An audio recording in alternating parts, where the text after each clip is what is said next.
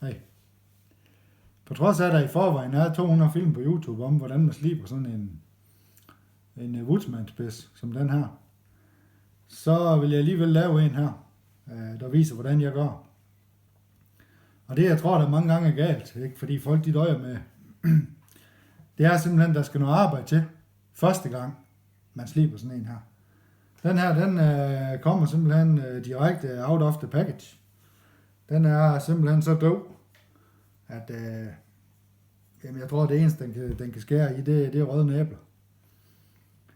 Men det første, jeg gør, det er, at jeg tager den her, jeg bruger sådan en diamant, hvor jeg har en fin en på den ene side, og en grov en på den anden side. Og så lægger jeg den simpelthen bare her. Nu sætter jeg lige telefonen her, sådan at den kigger lidt mere ned af. Sådan. Så lægger jeg den simpelthen her på. Og det er lige meget, om jeg vender den sådan her, eller jeg vender den sådan her. Det er lige meget. Så går jeg simpelthen amok på den. Ikke? Og det er...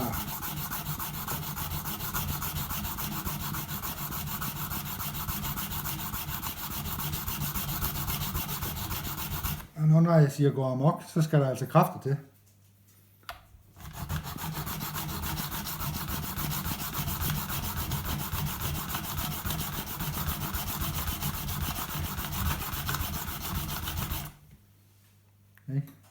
Og alle tre sider først her.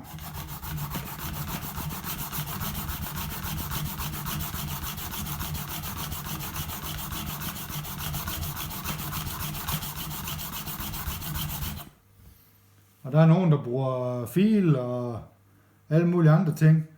Og det er fint, fordi princippet det er det samme. Nu gør vi lige det, at vi lige kigger på mig her. Og så går vi lige herover. Okay.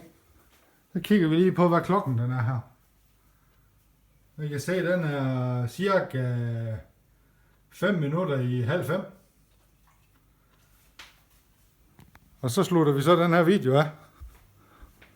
Fordi nu kommer jeg nemlig til at klippe i lige om lidt, fordi at, I vil bare blive træt af at se på, at jeg sidder og filer på den her. Lige så længe som jeg gør det nemlig. Og så klipper jeg en. Og så kigger vi på uret til sidst også. Okay?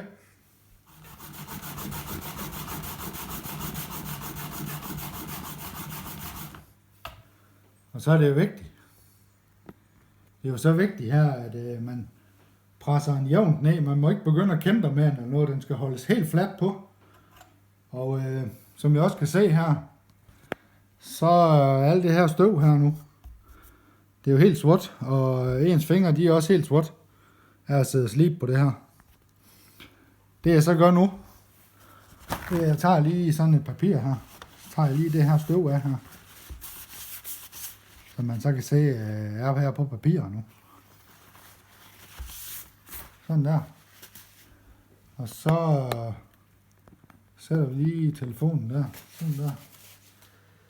Så tager jeg nemlig sådan en tus her nu. Nu når den er blevet sådan, at altså nu begynder den jo sådan at blive ligesom sådan en sådan en halvdøv spejderkniv, man havde dengang med dreng, ikke også? Det er sådan, den er nu, ikke? Men det er jo ikke nok. Så maler jeg simpelthen lige det her, det har jeg også set andre. Ingen tvivl om det. Montec G5, de siger også, at man skal gøre sådan her.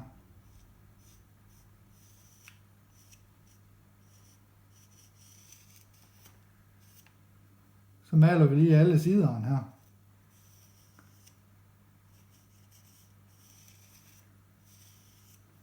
Og så siger resten det jo ligesom også sig selv her, fordi så begynder vi så at file på den igen nu. Og så kan vi nemlig sikre os, at den er lige. Fordi den her farve, den skal gerne gå af. Lige meget over det hele.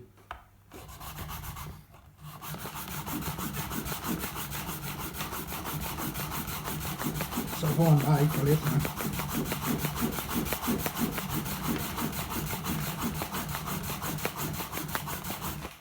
Sådan, så kigger vi lige her. Jamen, den ser jo rimelig blank ud alle steder.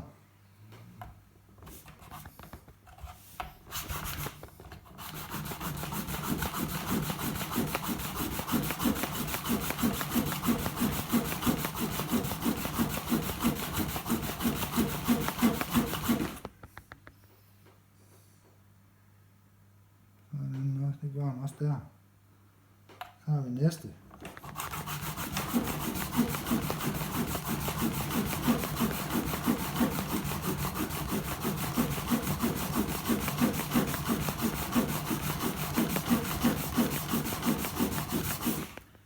Sådan. Så er den sådan set blank på alle sider, kan man sige.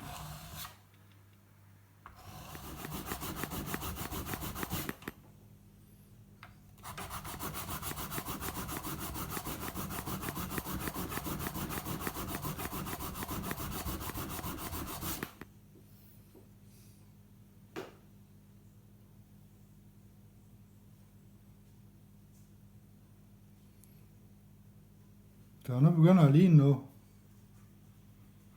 Ikke? Så børster vi lige det der støv af, og så drejer vi lige telefonen lidt sådan her. Og så begynder jeg sådan set kun at trække den her vej. Sådan at jeg trækker skærer henover. Den vej der. Og så på et eller andet tidspunkt, så kan man mærke, at modstanden den forsvinder. Og så er den jo sådan set, så er den ved at være der.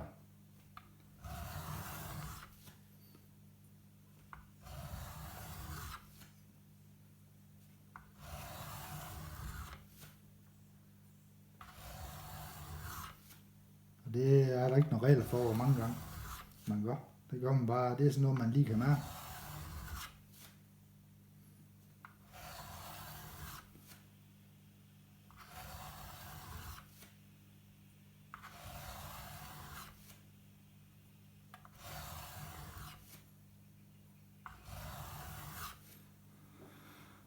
Og så på et eller andet tidspunkt, så hænger han jo i neglen. Uden. Se, den døjer lidt med at hænge i neglen, den side der. Men den kan godt. Når den så kan hænge i neglen, så nærmer vi os jo. Altså, det er jo ikke nok til at tage hår med endnu. Jeg bruger også kun den grove, stadigvæk. Så vi fortsætter lidt nu her. Får en 3 på hver side her.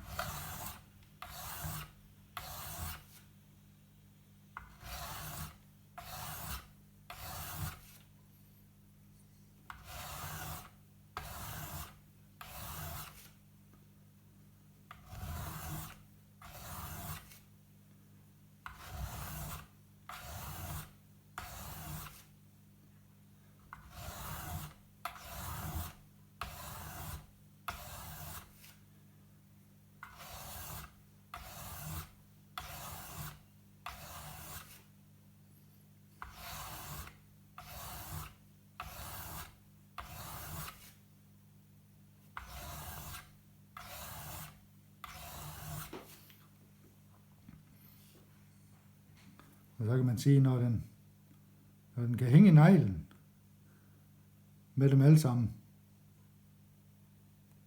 så først der begynder jeg at bruge den fin. Og så har vi så vendt den om nu, den her. Og så læg mærke til fingeren her. Ikke? Der er blevet taget noget af den her nu. Jeg kan også mærke, at den begynder at blive træls nu. Ikke? Så maler jeg den lige igen.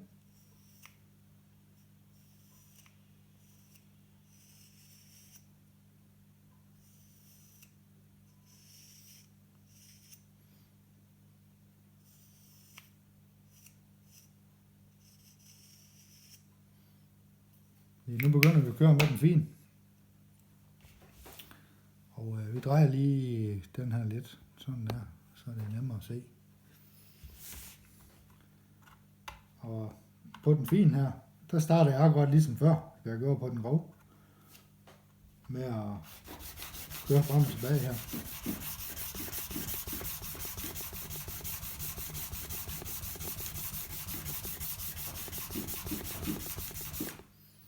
Sådan.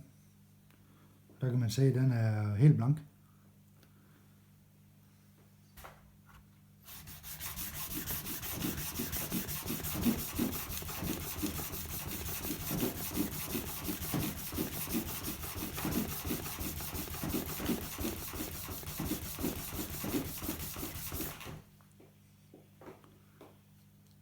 Det er han også der.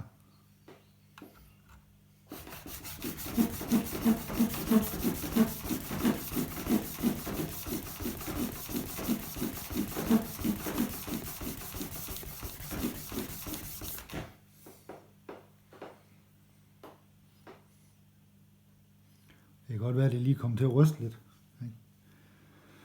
Men nu når jeg så har gjort det sådan der voldsomt, ikke, så trækker jeg den så.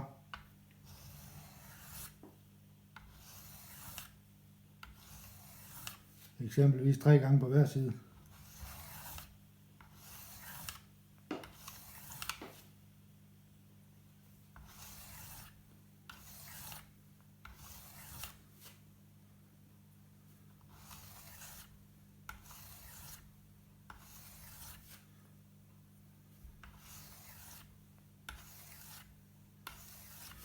Og så vil man kunne mærke lige pludselig, så er der ingen modstand overhovedet.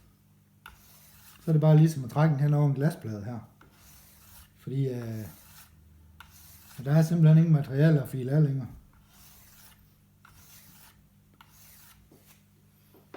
Så nu er vi faktisk ved at være i mål, er jeg sikker på. Den hænger også neglen stadigvæk med det samme. Vi kan da lige prøve at se, om den skærer hårene også. Ja, den kan skære hår, men det er ikke optimalt. Det er ikke endnu. Så har jeg et stykke læder her, som jeg har lige med oven på den her. Som jeg så kan trække den på.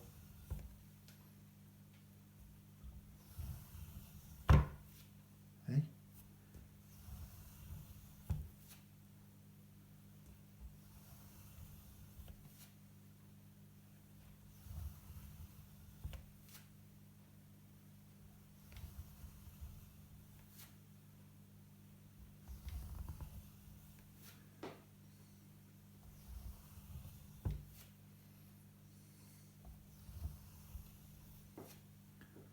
Så kan det godt ske, når man har gjort det her, man synes, at nu er man færdig.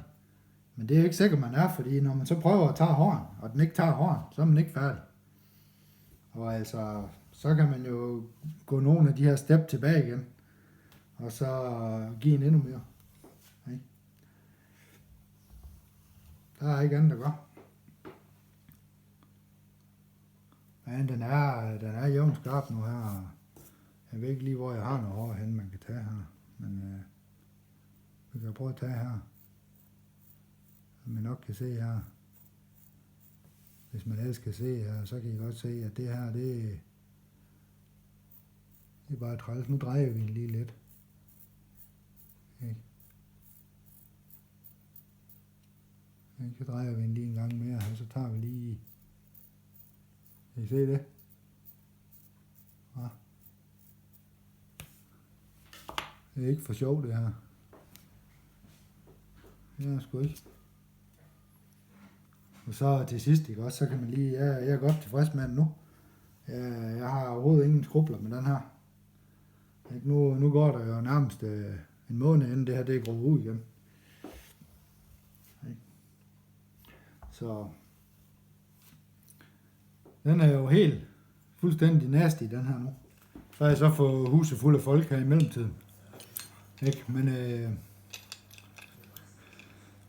det jeg lige slutter af med, det er, jeg tager lige strygestål her. Så kører jeg her.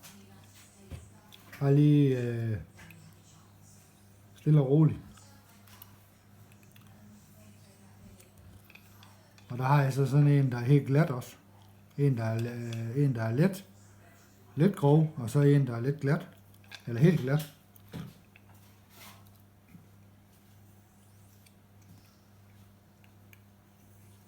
Så kører jeg bare her. Og Der er ingen tvivl om, at det bliver en ikke ringere, ja.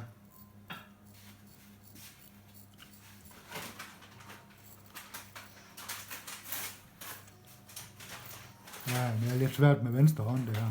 Men det taler vist sit eget sprog her.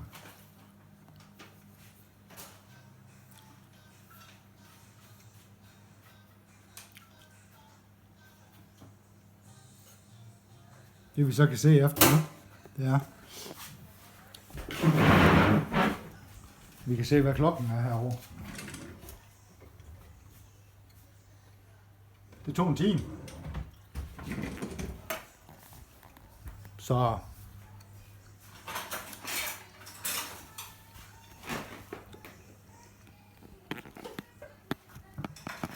jeg håber det kan bruges.